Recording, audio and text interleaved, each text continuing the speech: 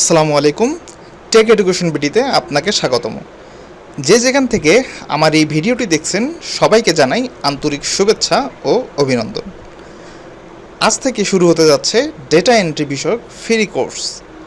এ পর্যায়ে যারা data এন্ট্রিকে freelancing হিসেবে নিতে যাচ্ছেন এবং বিগিনার আছেন তাদের জন্য বিভিন্ন পার্ট আকারে এ টু জেড আমি আপনাদের ডেটা এন্ট্রি শেখাতে যাচ্ছি। আজকে আমাদের ডেটা এন্ট্রির প্রথম পার্ট। এই পার্টে থাকছে ডেটা এন্ট্রি কী, ডেটা এন্ট্রির কাজগুলো আমরা কোথায় পাবো এবং এর জন্য আমাদের কি কি কাজ জানতে হবে।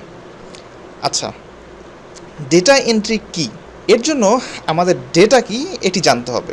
ডেটা হলো উপাত্ত। সাধারণভাবে ডেটা হলো যে কোনো ধরনের অবজেক্ট, ফাইল, ইনফরমেশন বা মিডিয়া ইত্যাদি হতে পারে, যেমন audio, video, documents, images, numbers, texts ইত্যাদি। এন্ট্রি মানে আমরা জানি যে এন্ট্রি মানে হচ্ছে কি প্রবেশ করা, অর্থাৎ ডেটা এন্ট্রি মানে বিভিন্ন ডেটা প্রবেশ করানো। একজন ডেটা এন্ট্রি অপারেটর কম্পিউটার দ্বারা নির্ধারিত সফটওয়্যারের মাধ্যমে ডেটা টাইপ করা অথবা ডেটা প্রবেশ করাকেই ডেটা এন্ট্রি বলে।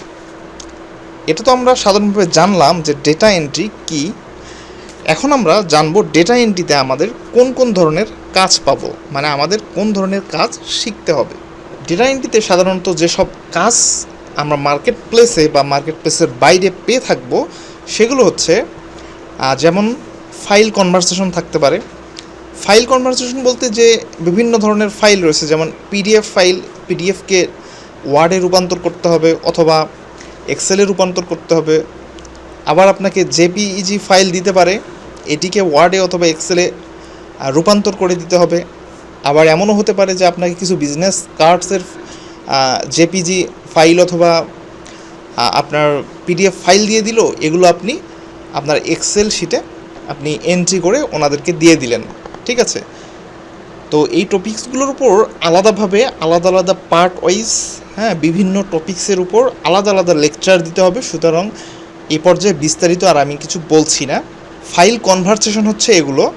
এরপর থাকতে পারে হচ্ছে ইমেইল রিসার্চ, আবার থাকতে পারে যে সোশ্যাল মিডিয়া রিসার্চ, তারপর থাকবে যে B2B লিড জেনারেশন, এরপর থাকতে পারে ডেটা মাইনিং, আরও থাকতে পারে গুগল ম্যাপ ডেটা এন্ট্রি, এরপর থাকতে পারে স্পেলিং চেকিং, আবার থাকতে পারে ট্রান্সলেশন।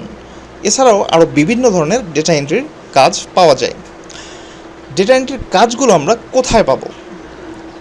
ডেটা এন্ট্রির কাজগুলো আমরা বিভিন্ন মার্কেট প্লেসে এবং মার্কেট প্লেসের বাইরে পেয়ে থাকি।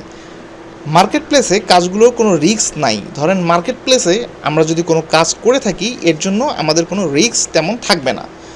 অ্যাকাউন্ট নষ্ট হওয়ার ভয় এটি আলাদা বিষয়, বাট আপনি কাজ পেলেন, কাজ পাওয়ার পর সেই কাজটা করে দিয়ে যদি আপনি আপনার মজুরি না পান, এটি হচ্ছে আলাদা বিষয়।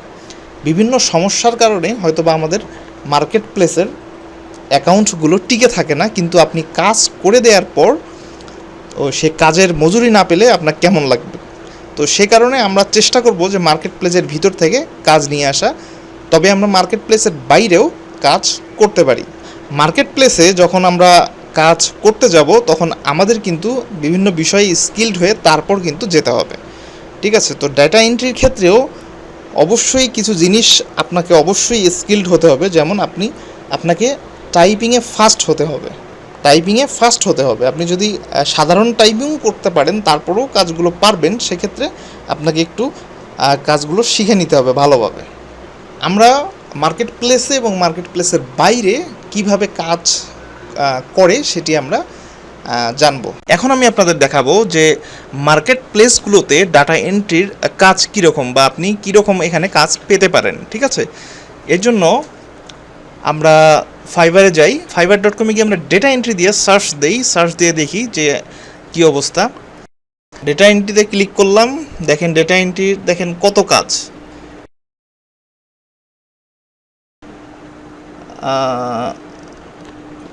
এখানে দেখেন কত কাজ।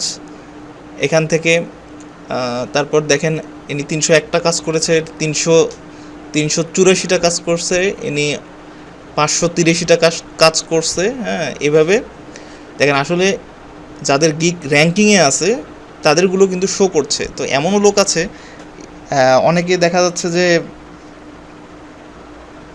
1K পর্যন্ত কাজ পেয়ে থাকে, 1K পর্যন্ত কাজ করে থাকে। ঠিক আছে, আমরা যদি এখন আপওয়ার্কে যাই, আচ্ছা তাহলে আপওয়ার্কে গেলে আমরা কি দেখব দেখেন, আপওয়ার্কে এসে যদি আমরা ডেটা এন্ট্রি দিয়ে সার্চ দেই তাহলে দেখেন আমাদের কি কি, আচ্ছা আমরা আপওয়ার্কে এসে ডেটা এন্ট্রি দিয়ে সার্চ দিলাম, দেখেন দেখেন এখান থেকে যে ইনি 20,000-এরও বেশি ডলার এখান থেকে ইনকাম করেছে।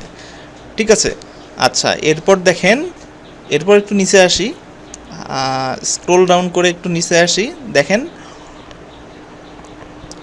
ইনি দেখেন 40,000-এরও বেশি ডলার এখান থেকে ইনকাম করেছে। ঠিক আছে, 40,000-এরও বেশি ডলার এখান থেকে ইনকাম করেছে।